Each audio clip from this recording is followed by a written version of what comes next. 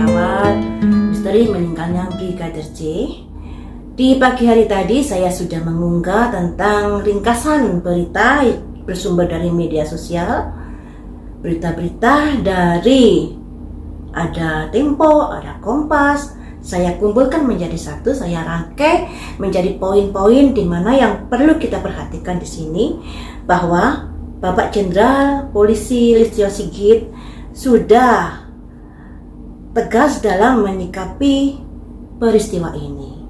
Di mana di berita tersebut ada 25 yang diperiksa, ada 4 orang yang sudah dikandangkan, ada 3 jenderal yang sudah dicopot, dan tentunya beberapa sisanya dimutasi. Tentunya hal ini akan mempengaruhi penyelidikan ke depannya terhadap kasus Brigadir J. Kemudian dari lembaga LPSK juga mengungkapkan saat wawancara langsung dengan Baradae mengatakan dia tidak mahir untuk menembak. Dia bekerja di keputusannya itu sebagai supir, tapi nggak tahu lagi, semuanya itu harus di-cross-checkkan lagi dengan temuan-temuan yang ada ya. Kemudian juga ada pemberitaan ternyata Bapak Sambo pulangnya dari Magelang itu 1 hari sebelum kejadian. Padahal di pemberitaan di awal mengatakan Bapak Sambo dan Ibu Putri ini datangnya di hari yang sama, cuma jamnya yang berbeda. Di pemberitaan yang terbaru ternyata sudah pulang lebih dulu 1 hari sebelum hari kejadian. Kemudian CCTV yang di rumah ternyata dirusak dan juga dicopot, dan itu ada kaitannya dengan orang yang 25 ini tadi. Baiklah teman-teman, kita ucapkan puji syukur, alhamdulillah, karena dari pihak pemerintah, dari pihak Jenderal Listio Sigit sudah tegas dalam menyikapi peristiwa ini. Semoga kedepannya bisa terang benderang. Nah, kalau kita flashback ke belakang terhadap prediksi-prediksi saya dulu pernah memprediksi tentang CCTV yang konon kabarnya kan dari pemberitaan di awal 2 minggu sebelum hari kejadian CCTV itu rusak. Saya prediksi bahwa ternyata 2 minggu itu CCTV masih bisa dipergunakan karena diprediksi itu ada simbol pengasuhan atau bisa diartikan perawatan, yang artinya CCTV itu masih terawat, bisa digunakan. Dan saya mengartikan saat itu CCTV itu entah rusak, entah diapakan, semendekati hari-hari H, entah sebelumnya atau sesudahnya. Nah, kemudian juga tentang pemberitaan yang bergulir ucapan ulang tahun dari Ibu Putri kepada Brigadir J, juga rasanya ada sesuatu yang spesial di situ. Kayaknya ini akan tembus dengan prediksi saya jika masalah ini ada kaitannya dengan asmara, cinta segitiga yang kemudian diketahui dan ada yang cemburu. Nah, ada sedikit tembus terhadap perkara ini. Hanya saja yang Magelang Jakarta di sini saya masih belum ada clue-nya. Pernah saya prediksi bahwa Magelang Jakarta ini harus didalami lagi peristiwanya. Nanti kalau didalami akan ada suatu temuan yang didapat di Magelang Jakarta ini. Cuman di pemberitaan dikabarkan kalau di Magelang itu ada perayaan ulang tahun pernikahan dari Bapak Sambo dan Ibu Putri. Beritanya seperti itu. Apakah hal itu ada kaitannya dengan peristiwa yang di TKP dan lain sebagainya? Nah, mari kita gali lagi di sini. Tapi di hari ini saya akan menggali bagaimanakah nasib Ibu Putri dan Bapak Sambo di dalam perkara ini. Karena ternyata Bapak Sambo kan juga dicopot dari jabatannya dan kemudian ditempatkan di jabatan yang kurang vital ya. Mengenai jabatan ini juga tembus prediksi saya. Kapan hari saya memprediksi adanya perkara ini akan ada yang terguling karena di situ ada simbol raja yang terpental dari tempat duduknya, dari singgasananya. Nah, tinggal kita lihat saja ke depannya berapa persenkah prediksi saya yang tembus. Saya rasa bisa 70% ke atas ya. Kita lihat saja ke depannya. Hari ini yang saya prediksi tentang nasib Bapak Sambo dan nasib Ibu Putri terkait dengan peristiwa ini. Ibu Putri hingga saat ini masih belum ada pemeriksaan ya teman-teman. Tapi konon kabarnya tadi saya baca-baca, atau saya lihat di YouTube, entah YouTube-nya siapa, ternyata Ibu Putri ini sudah diperiksa kalau nggak salah 2 kali. Entah benar entah tidak, masih perlu didalami ya, karena saya melihatnya tadi cuma sekilas ya. Seperti Bapak Sambo kemarin, konon kabarnya sudah 4 kali pemeriksaan, padahal kita juga nggak tahu apakah pemeriksaan itu memang tidak dipublikasikan atau bagaimana. Dan kemudian juga yang mengherankan, biasanya kalau ada perkara-perkara ini, yang maju itu adalah bagian humas. Tapi sekarang yang maju adalah Komnas HAM yang menceritakan ini dan lain sebagainya. Apakah sudah beralih jabatan atau bagaimana, beralih tugas atau bagaimana ya, entahlah ya teman. Banyak sekali hal-hal yang membuat kita menjadi negatif ya, negatif thinking. Baiklah, di sini akan saya prediksi bagaimanakah nasib Bapak Sambo terkait dengan peristiwa ini. Bagaimanakah nasib Bapak Sambo terkait dengan peristiwa ini? Bagaimanakah nasib Bapak Sambo terkait dengan peristiwa ini?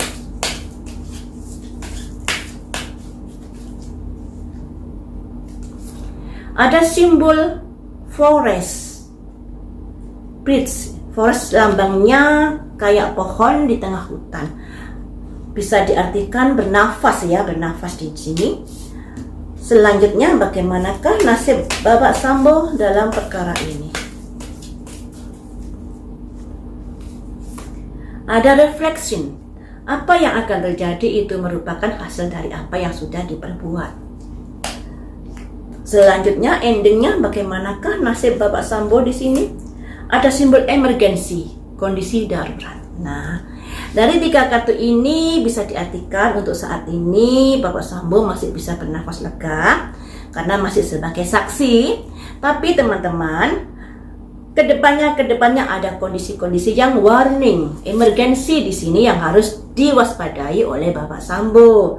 Emergency itu keadaan darurat yang genting yang harus disikapi dengan bijaksana atau dengan keputusan-keputusan yang baik agar emergency bisa terhindari. Semuanya ini dikarenakan dari reflection. Apa yang terjadi masalah emergency ini ada kaitannya dengan apa yang sudah diperbuat, apa yang sudah dilakukan terkait dari peristiwa ini. Kemudian mari kita dalami, mengapa ada emergensi di sini? Apa yang sudah terjadi? Mengapa ada emergensi di sini? Ada petunjuk apakah di sini? Tapi di sini masih prediksi ya teman-teman. Prediksi itu masih menduga, masih memperkirakan apa yang terjadi dan apa yang sudah terjadi. Makanya di sini kalian juga harus bisa menyikapi dengan bijaksana. Prediksi bukan memastikan tapi masih memperkirakan. Sekali lagi, saya juga manusia biasa. Jangan menuntut kesempurnaan dari prediksi saya ya. Saya masih manusia biasa. Kadang salah, kadang benar, kadang nyerempet sedikit. Itu sesuatu hal yang wajar. Saya akan dalami tentang emergency. Mengapa terjadi keadaan emergency pada Bapak Sambo? Mengapa terjadi keadaan darurat pada Bapak Sambo? Mengapa?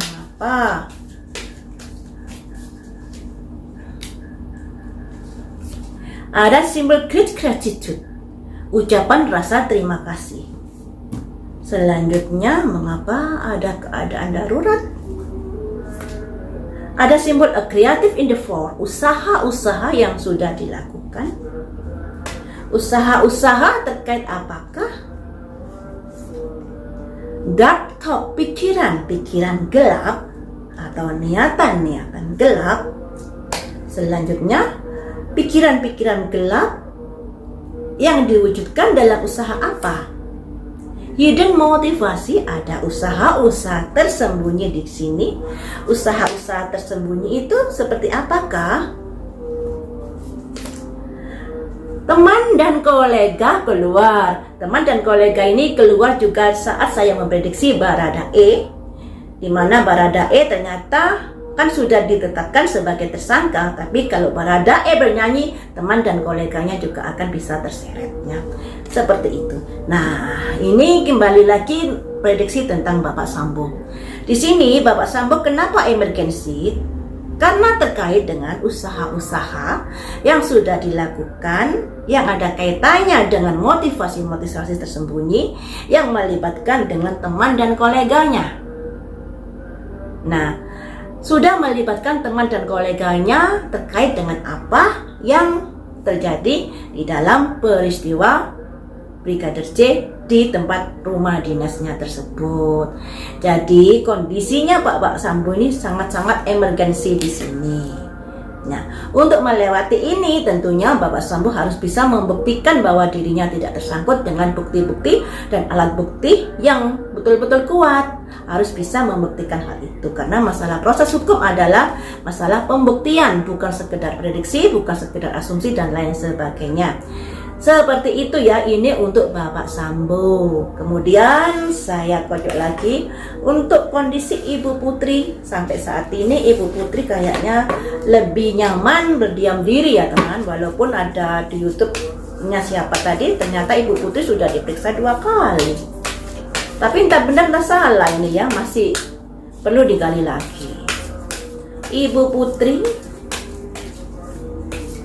apa yang akan terjadi pada dirimu terkait dengan peristiwa Brigadir J ini?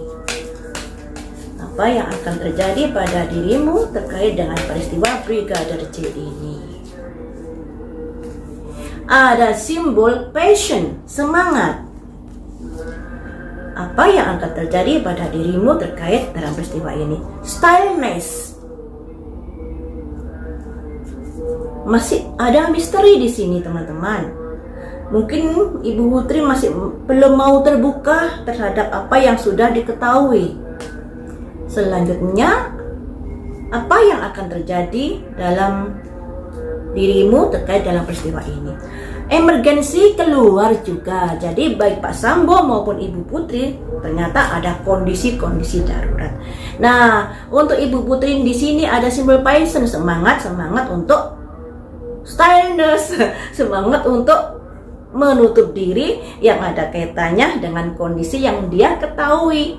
Karena di sini ada simbol passion, semangat, tapi semangatnya untuk styleness, kesendirian, keheningan, ketenangan yang ada kaitannya dengan sesuatu yang masih belum terbuka diungkapkan oleh Ibu Putri, dan hal ini membuat kondisi Ibu Putri pada akhirnya juga terjadi emergensi, kondisi darurat. Nah, makanya alangkah baiknya Ibu Putri terbuka menjelaskan semuanya dengan jujur ya, apa sebenarnya yang sudah terjadi, yang sudah dia ketahui, karena Ibu Putri kan juga ada di TKP saat peristiwa itu terjadi. Mari kita ungkap di sini teman-teman, emergensi. Mengapa ada kondisi darurat pada nasib Ibu Putri di sini? Apa alasannya? Mengapa ada kondisi darurat di kartunya Ibu Putri di sini? Apa alasannya?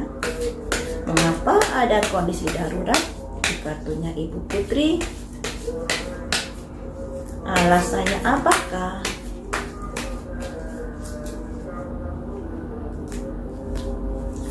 Ada simbol teacher, guru dan murid. Jadi Ibu Putri ini bisa diartikan ada yang membimbing, ada yang mengarahkan. Diarahkan untuk apakah? Diajarin untuk apakah? The loving man, orang yang mengasihi. Nah, selanjutnya,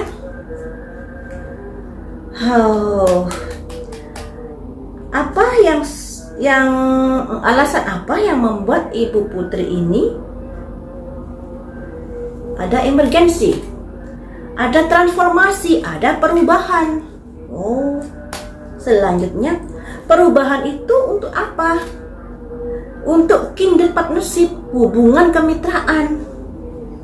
Selanjutnya,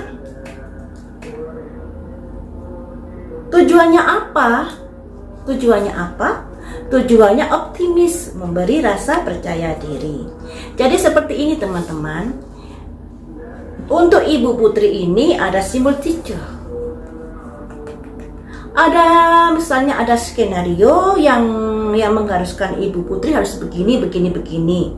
Dan skenario itu dari orang laki-laki yang ada kaitannya dengan Ibu Putri. Nah, tujuannya untuk transformasi, memberi perubahan-perubahan terkait dengan apa yang sudah terjadi.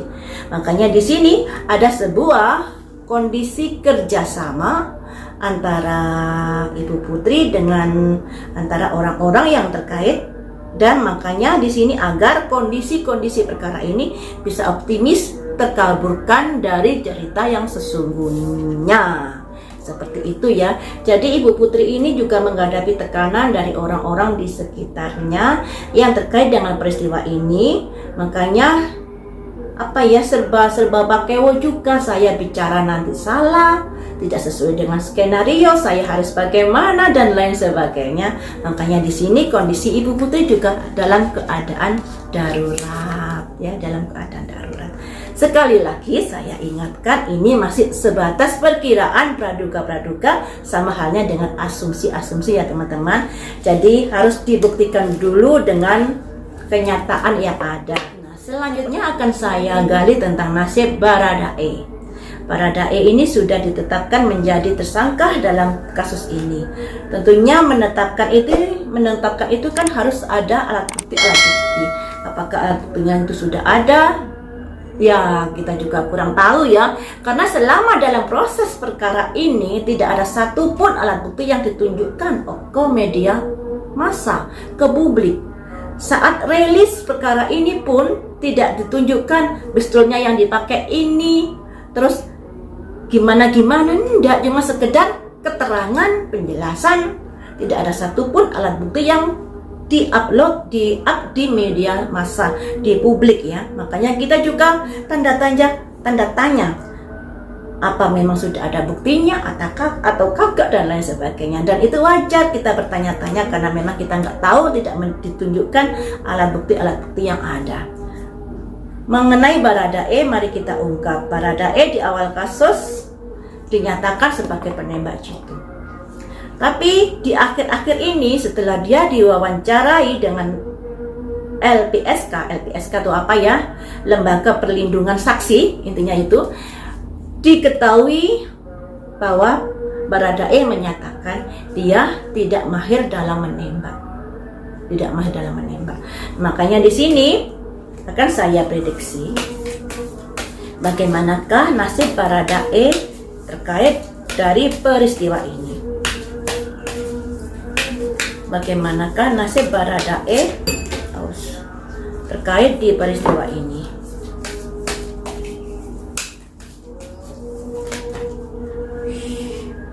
Ada simbol sinergi.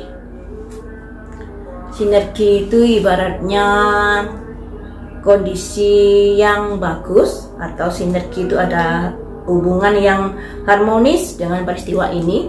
Tapi mari kita lanjut ya teman-teman. Bagaimanakah nasib Baradae terkait dengan peristiwa ini? Ada simbol kreasi, usaha-usaha. Selanjutnya bagaimanakah nasib Baradae? Ada simbol radiance, matahari. Selanjutnya mari kita ungkap di sini yang artinya, saya artikan dulu ya. Sinergi, creation, dan radiance. Sinergi itu sebuah kondisi yang bagus sebenarnya kalau memang kondisinya bagus, tapi berhubung di sini yang melatar belakangi adalah perkara yang tidak bagus, maka bisa diartikan Baradae ini sinergi dengan usaha-usaha yang sudah mereka lakukan. Jadi Baradae ini nyemplung juga dalam pusaran peristiwa ini. Dan di sini ada simbol kemarahan dari seseorang yang membuat Baradae menjadi terlibatkan di perkara ini. Jadi seperti itu ya, Baradae ini ibaratnya karena jabatannya rendah ya agak sulit untuk menolak ya teman-teman. Sebenarnya sih bisa, tapi tentunya ada hal-hal yang akan terjadi ketika dia menolak sesuatu atas apa yang sudah diperintahkan oleh atasan.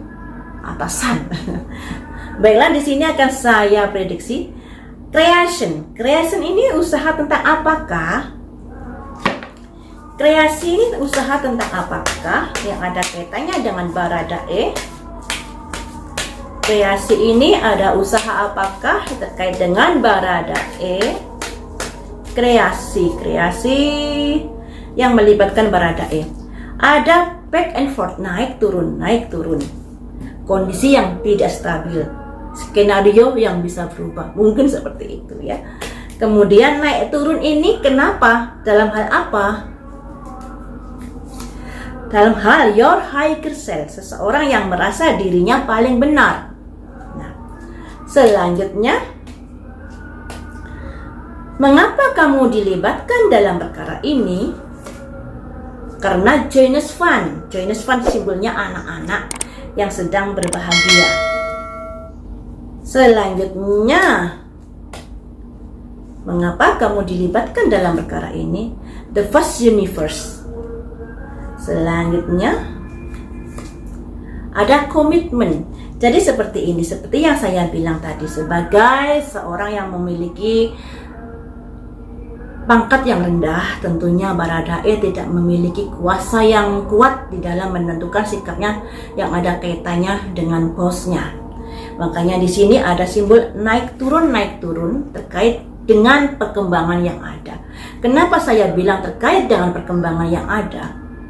Saat di otopsi yang pertama, Brigadir J diberitakan, entah siapa yang memberitakan ya, bahwa Brigadir J adalah sosok hero di sini, di mana dia menembak Brigadir J dikarenakan untuk melindungi dirinya sendiri. Makanya terjadilah baku tembak. Akan tetapi setelah diadakan otopsi kedua dan ada berita dari pengacaranya Brigadir J bahwa Brigadir J ditembak dari belakang tembus ke hidung.